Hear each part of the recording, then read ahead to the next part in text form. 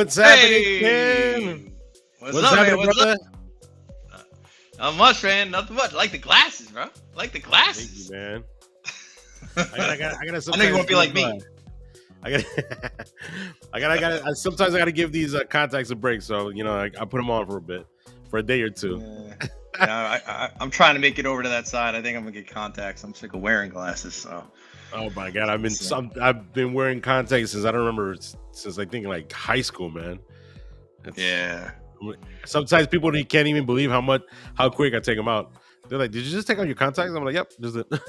Yeah, that's the part I'm most nervous about is just going into my eye. I don't know, it freaks me out. So it's the only part I like. But So what's happening, anyways, man? How you been? not much, man. It's Friday. How about you? How I'm are doing things good. been, man? I'm How doing was this good, week? man. It's been a great week, man. Really busy. A lot of appointments that I've had throughout the whole week. We had a few closings too, so it was nice. It was definitely a good week. We're looking forward for next week. Next week, I have like right before the holidays, like a whole bunch of closings that hopefully with the short week, it goes through pretty easily, pretty smoothly. So let's see. But Yeah, you can only hope, right? yeah, man. But how about you, man? How's your week been? It's been good, man. It's been busy.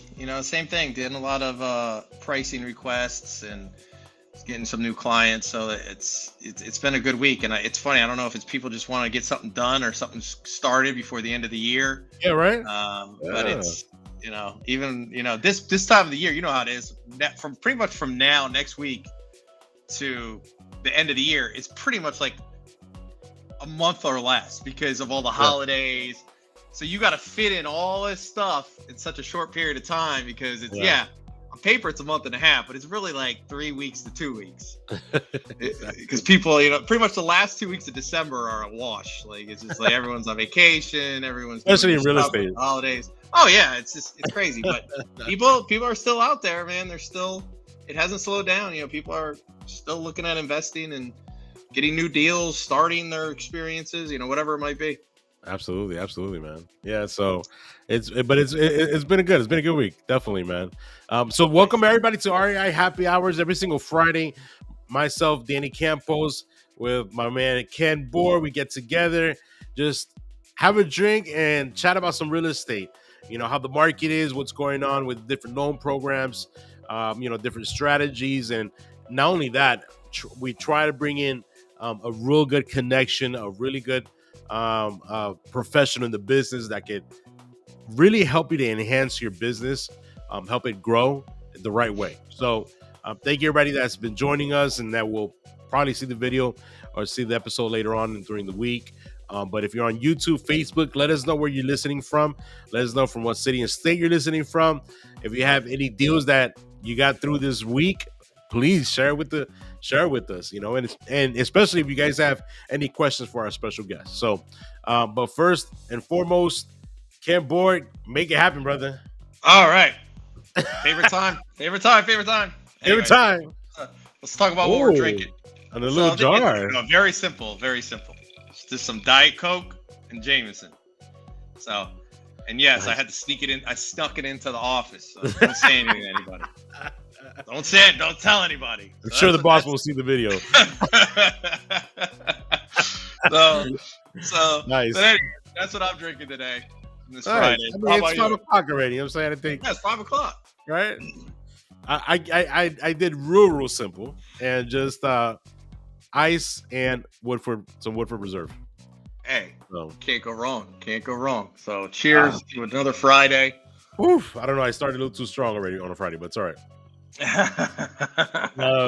But yeah, there you go. So this one again, every single Friday we love to share what we're drinking. Every single Friday we try to bring something different. I never get creative. Can't always get creative. I try. Every once in a while I probably have already a mixed drink bottle in there, so I use some of that. But let us know what you're drinking. I mean, if you guys are drinking with us already, it's 5 o'clock on a Friday and you already started, please share with us on the chat.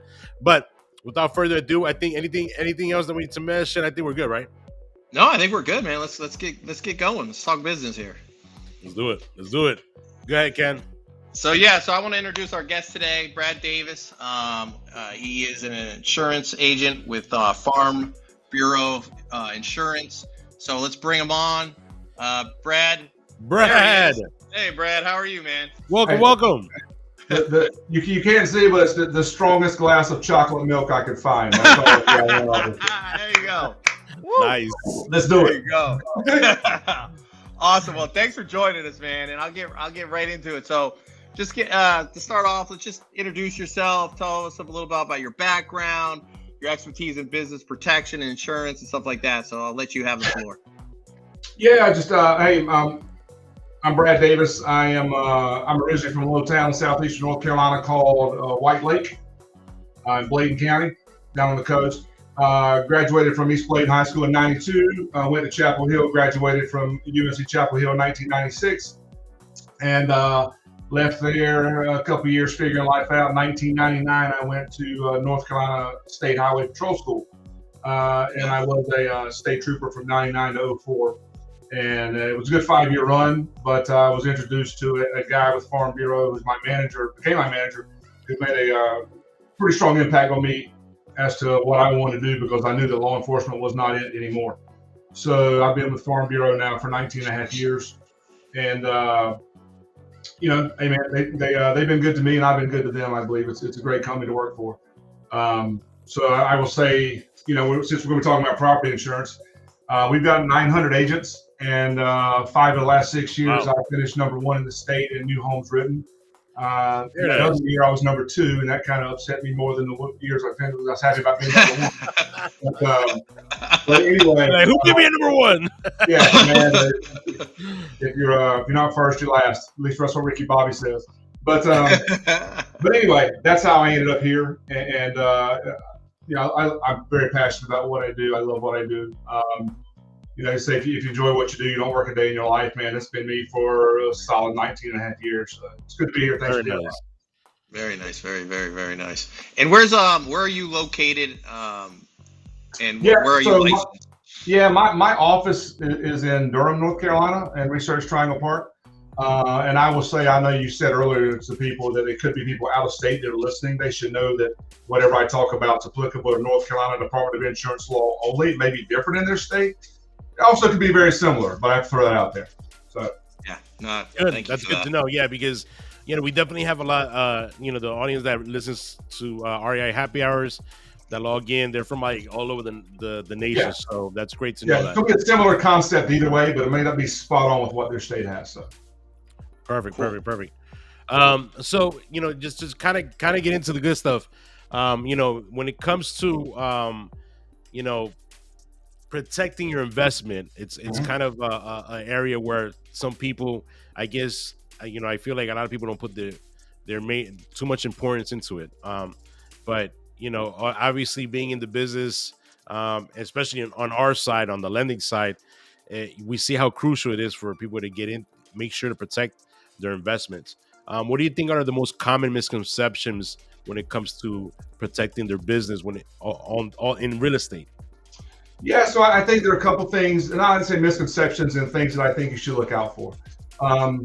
The first one being, whoever you have as a tenant, you need to make sure that they carry their own insurance as far as liability goes, and that they list you as an additional insured on their policy, so that should something unfortunate happen and your insurance is going to cover it, but we may be able to subrogate against your tenant to get the money back, and also get you back any deductibles, lost incomes, et cetera, that come to you. Because I have rental property, and I make my tenants carry $1 million in liability, which is the max that we'll do in North Carolina on a standard liability policy.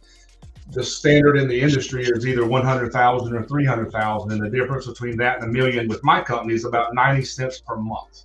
So as a landlord, I have it structured in my contract where they'll carry $1 million. I'll be named as an additional insured because if the policy cancels for non-payment, if they're canceled for non-payment, I get notification, and that's a right to get them out of the house if I need to. Right? So I'm protecting myself. I think one of the, you probably have a lot of people when they're buying investment properties they're usually buying single structured houses, townhomes, or condos. Yeah. One of the biggest misconceptions in North Carolina with houses or with townhomes, there's a formula that an agent follows to get the coverage right. With a condo, in other words, if there's an HOA policy that covers the exterior of the structure and we're just insuring the interior, the least amount of coverage that you can do for the dwelling, so when we call dwelling on a condo, is what you can see: ceilings, walls, floors, doors, cabinets, etc. It's $1,000. $1,000 won't buy the doors for the place, right? And so I see these quotes come in all the time where people say, "Hey, Brad, I got this quote from this other company, and look at what it costs versus what you cost." And I say, look at what you're getting versus what I'm offering. Right. So if something happens, I'm going to make sure it's done right. And if you're really concerned with that little bit of money, the difference in premium, you probably need to do business with that other person, because I'm not going to insure you incorrectly just for the sake of getting your business. So that's probably one of the biggest things I see is on a condo policy where people don't have enough structure coverage. Oh, that's a good point. Very good. Very nice. And I like that. I like the nugget with the you getting covered. You called it, what did you say, with your being the owner and you having a tenant, what did you call it again? I'm sorry. You say mission? I make them carry their own tenant insurance in a house. It's an HO4 in North Carolina. It's really just a tenant occupied policy for them. Okay. And as a business owner, it's a different kind of policy, but it's still meaning you don't own the property, you rent it, but you're going to carry your own liability that I'm going to require you to carry. And you're going to list me and my entity, whether it's me or my LLC or whatever, as an additional insured, so that if your policy ever cancels for non-payment, I get notification. Yeah. No, that's a good. I like that piece of information, because I don't know. I think a lot of people. I like that piece, that little piece at the end where you're notified, and you're on there too. So if they stop the coverage, you'll know right away. I think that's huge, and I wonder how many people out there don't know that. or aren't doing that. I see it frequently. Yeah. People took out a policy, made one payment, and let the policy lapse, and the landlord never found out. The owner never found out. So that's a really good nugget. Yeah. So I appreciate that. What so just give us a little overview of some other types of insurance coverage out there for business owners that you think are important, that could bring value. And security. Yeah, well, I know with my portfolio, I can insure anything from a single wide trailer to an entire apartment complex. Things get a little trickier the bigger you go, right? But the concept is the same. There are two types of, you can say there's more than two, but there generally are two types of policies when it comes to investment properties. And is it going to be insured for full replacement cost, or is it going to be actual cash value? So there are some policies I've seen with other companies where, let's say, the roof would be not replaced on a replacement cost. It's going to be on the wear and tear, actual cash value.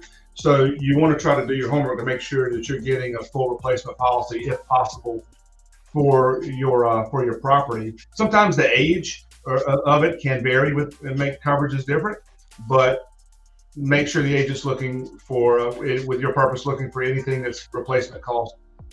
Dwelling, roof, as well as a business interest inside of it, your property or whatever, your personal property. Nice. Very good. So in regards to the types of coverage and different types of protection for investment properties, is there a difference between the different types of coverages there exist? Well, it depends on what the structure is, but it depends on the age, the value, the structure, right? As to how that's done. So we do the structure here, and then you do the liability here, but it all equals the policy. Okay. One thing that I was going to bridge into is with the liability. I tell people, and it's hard to do in every case, like as your portfolio grows, but the liability on your properties, the max you can do in a general liability policy with our company, with North Carolina, is $1 million.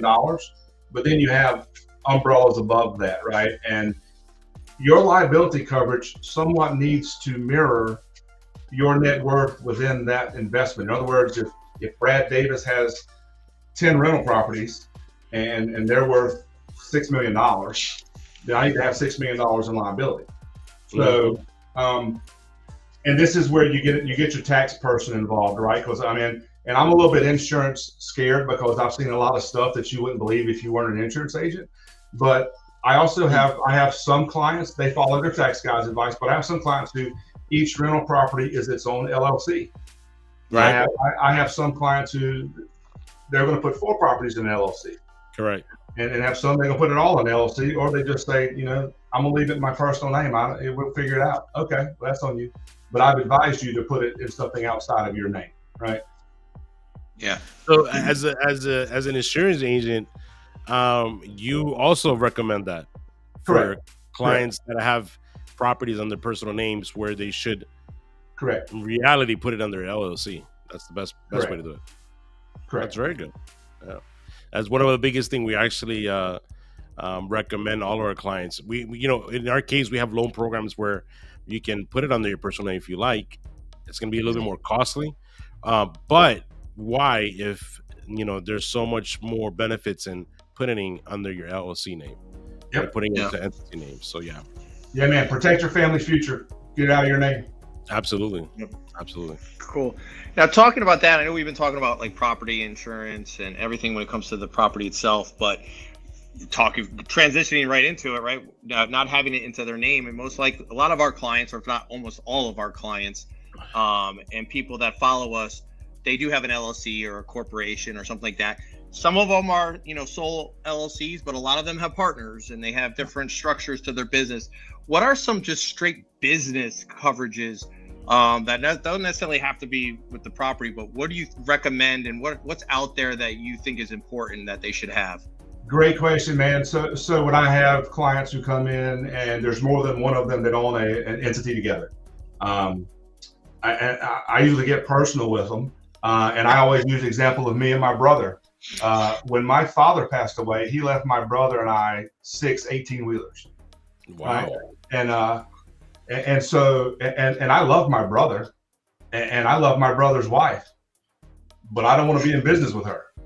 So when I have people who come in and sit down, and my brother don't want to be in business with my wife either, to keep it fair. But when they sit down, I'll say, "Hey, man, how do you like your business partner's wife?" And they'll look at me like, "What?" And I say, "Well, because if something unfortunate happens to you, that's your new business partner in North Carolina, unless you've got a buy-sell agreement set up and a means to buy out your partner. And normally the least expensive way to do that is with life insurance." So what we like to do is every year or two is to reevaluate the business, see what it's worth, and adjust life insurance coverages accordingly. That you can talk to your tax guy about what are tax advantages of having that. But if something unfortunate happens, you can buy out your business partner, keep the business flowing, no interruption at all. It's really inexpensive to do that. Yeah, and I feel like that would get really, again, I am not an insurance firm, but I've just, my common sense, or I think it's common sense, just goes off, like, especially in our industry, like, we're talking usually like physical assets, right? Like properties. If that wife comes in and she just, a lot of it, it's not liquidity, right? A lot of the money is held up in properties. She might want cash, or he might want cash. You have to liquidate half of your portfolio.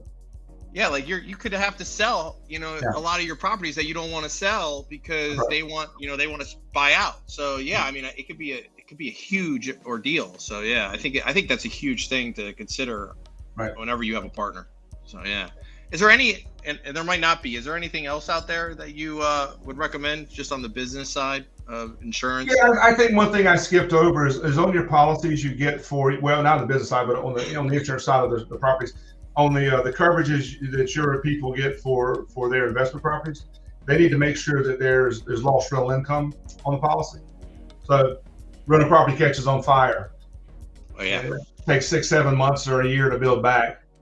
Make sure that it has a lost rental income, because not all of them do, but they can endorse it. Should be able to endorse it. So that's big. That's big. No, that makes sense. Yeah. And in the scheme of thing, like, and yeah, you might not be able to answer this, but like that type of coverage, like how much are you usually, I know it's probably all over the place, it depends on the size of the property and everything else, but how much are you looking at expense-wise? It's pennies on the dollar. It's not expensive.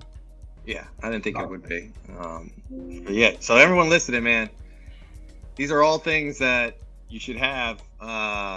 Your property, your investments, your homes are, the biggest expense you probably have. And yeah, you might be making cash flow off of them, but if you don't have cash flow, it becomes a huge expense. Yeah. So one other thing too, Ken. a lot of you. I mean, your portfolio is huge. Your rental houses, they have to have work done on them, right? So anytime that you're bringing in someone to do the roof, the plumber, the whatever it is, they need to provide you with a certificate of insurance showing their workers' comp and their general liability. If they're in there and they screw up your house and they don't have general liability, it's your problem, right? And I mean, you can sue them, but you can't squeeze blood from a turnip either. And the bigger one is the workers' comp. People think, oh, I hired them. No.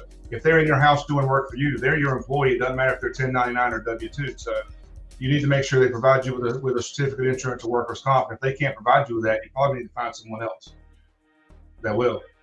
Wow, I mean that goes into that was gonna be my next question. Like, what's the best protection someone can have from liability claims? You know, that's it, man. I think that's a great example of what can happen. Yeah, and people that have been doing that work for that long a time, they've got workers' comp general liability. They should have it. So protect your interest. Yeah, and that's the thing. In the construction world, there's so many things that could go wrong. Oh yeah, right. And that's and I feel like a lot of people do not think outside from is just rehabbing the property, remodel it, get out of there, sell it. That's it. And there's so much more to it, you know. That until that one day you're in that situation, forget it. Like, you know, I had a client of mine's where, and this is again, everything we're just talking about right now, in addition to with the importance of putting everything under your LLC, he had 7 properties, and in one of the properties, a tenant fell down from the stairs due to the rails, and they got a really good lawyer where almost affected every single property he had under his name. Sure. And he had it to get another good lawyer. And I mean, fortunately, nothing too crazy happened, but it was like a crazy time in his real estate life where he had to fight this to not get so affected from it. Yeah. And involved that everything was under his personal name, but I don't think we talked about this, but I'm pretty sure, I guess he didn't have the right insurance either. I'm assuming. Correct? Yeah. Could that be the case too? If he did, it was maxed out, or there's some liens on his property somewhere. But yeah. And I'll say all the advice I've given with the LLCs and all that, that's my opinion. I can't give tax or legal advice, but that's what I tell my people. Right? Oh, same here. Yeah, same here, definitely. So yeah, I mean, and when it comes to these types of claims that you can get from tenants, workers, it's very doable. It happens, yeah. And so having the right protection is very important. Absolutely. Sure. Yep. No, I agree. And it's funny. It's hearing you say that it's better to put your properties in an LLC. It's funny because we hear this. We preach it to our clients. Obviously, it sounds like you preach it to your clients. When we talk to attorneys, they preach it to their clients. Like, I feel like every segment that is involved with real estate, they always preach it, but there's so many people out there that just don't.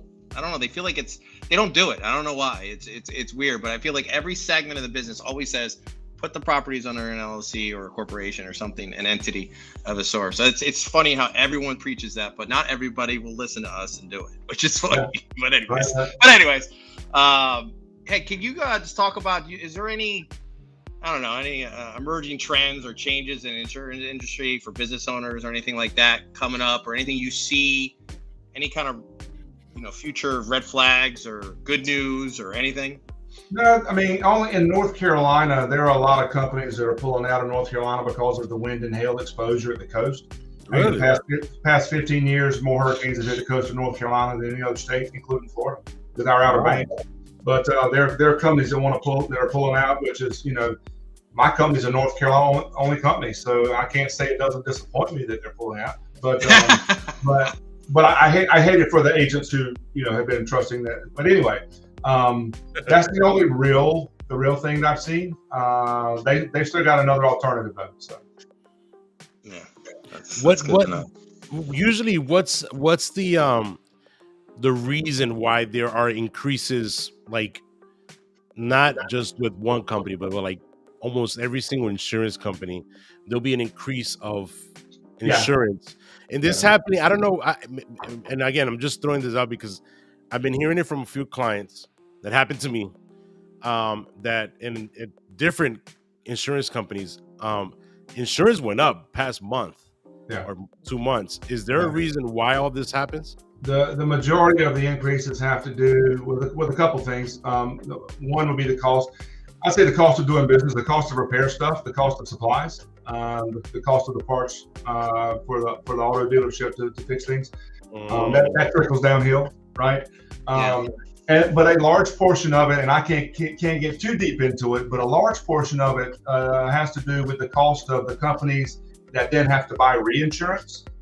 Because let's say, we were $4 billion company, but we have X number of stuff we're protecting. We have to buy reinsurance. Every company does. And the cost of the reinsurance is going up for the same reason. So, so that trickles downhill, right? So I get it. Yeah, that makes sense.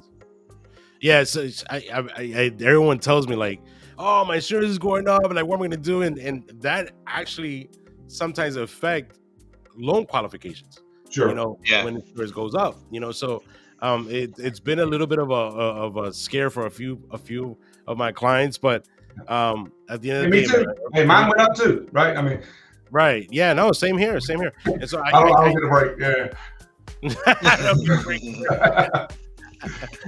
Yeah. So it's definitely it's a good point. I mean, it's definitely the cost of living has gone up. So it starts from the top. Everyone gets affected from it. Yeah. Do you have any like different, for example, Farm Bureau has any like different types of tools or resources that I guess investors can use for their finding out about their coverage or anything like that, or is it just best off to talk directly to an agent? Well, man, so we're structured differently, but we don't have 800 numbers. Every client I've got 2,800 clients. They've all got my cell phone number. Nice. So we don't advertise much. We're the face-to-face people. We like building relationships. We don't have 800 numbers, but we do have agents that are accessible where you can walk in and see someone, which I think is huge, versus calling an 800 number and starting your story every time you call, right? Oh yeah. But on the business planning side of it, we do have estate planning specialists we work with that are actually hired by Farm Bureau, paid by Farm Bureau, that we meet with business owners to figure out how to avoid their sister-in-law being their new business partner, or how to figure out how do you stay solvent, or how to figure out, you've got excess money, what are you going to do with it? Would you want to give it to the government, or would you rather put it somewhere where it can benefit your family? And we do have that as well. That's huge. Yeah, sure. No, that's big. That's really big. I think everyone needs to take advantage of that. Sure. And I like the fact that you guys are kind of old. I'll just use the word old school, right? Yeah. Because I'm not going to name any of the other insurance companies' names out there, but Danny, you can attest to this. How many times are we gathering our clients' information? Because we always have to get their title, or their attorney information for closing, and we have to get their insurance agent. And so many times, and we need to have we need a name, we need a direct email, and we need a contact information. And there's so many insurance companies out there where it's only an 800 number. They don't even have an agent. Yeah, so then we got to search. We have to search and look for somebody, and it is a pain in the you-know-what. So at that point, we just switch them. Yeah, exactly. Yeah. Just call Brad. You got to switch. Just call Brad. Exactly. Hey. It's crazy. Make my phone ring. Yeah. So I'm glad to hear that you guys are kind of old school in that way, because I think that's the way business should be done and always be done. So that's awesome. So yeah, and I think a really big part of that, is what you said right now is the relationship. Yes. When it comes to even your insurance agent, that relationship is crucial for anything that may happen with your investment property. You can just pick up the phone and call them. Hey, look, this just happened. Like, what do you think I should do?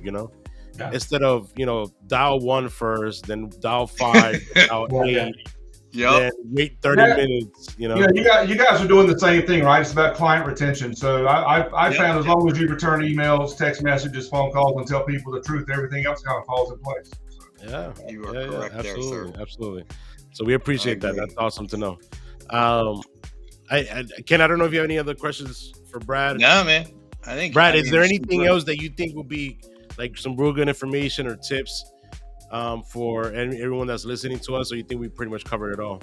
No, I would tell people to get whoever your agent is, get in touch with them, go see them, review your policies, make sure it's replacement cost if they have it, make sure your liability is maximized, differentiate your LLCs however you wish or not, and then make sure you've got some kind of business continuation plan in place if you have a business partner, or if you don't have a business partner and you want your spouse to take over, or what's your exit strategy on your business if something bad happens. Right. Just meet with your agent, make sure everything is good to go.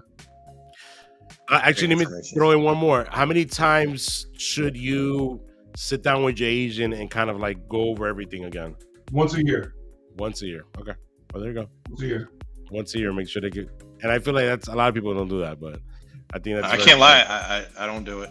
I know, right? So it's like. You know, I mean, I'll admit to that, but I think it's very good advice. Yeah, that's absolutely. Sure. But awesome, yeah.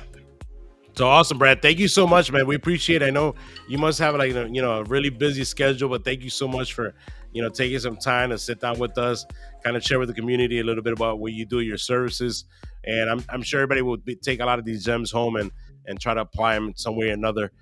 What's the best way to contact you? Hey, so I don't give out my office number. My cell phone number is 919-260-5316. Email is brad.davis@NC like North Carolina, FB like Farm Bureau, INS, the first two letters of insurance.com. So brad.davis@ncfbins.com. Awesome. We're going to have Nat, if she could please share it on the chat for us on Facebook so that anyone that's listening right now can go ahead and take down your number and give you a call. But I thank you very much, Brad. I appreciate it. Yeah, Brad, thank you, man. Very good, very good information. Thanks for the invite. Next time I'm up there, we'll have to get together. I don't know when I'm coming up, but when I do, I'll call you. Let's do it. Sounds good. Right, thank you, everybody, for joining us every single Friday, 5 p.m. REI Happy Hour. See you next Friday. Have a good weekend. See ya. Bye. Take care.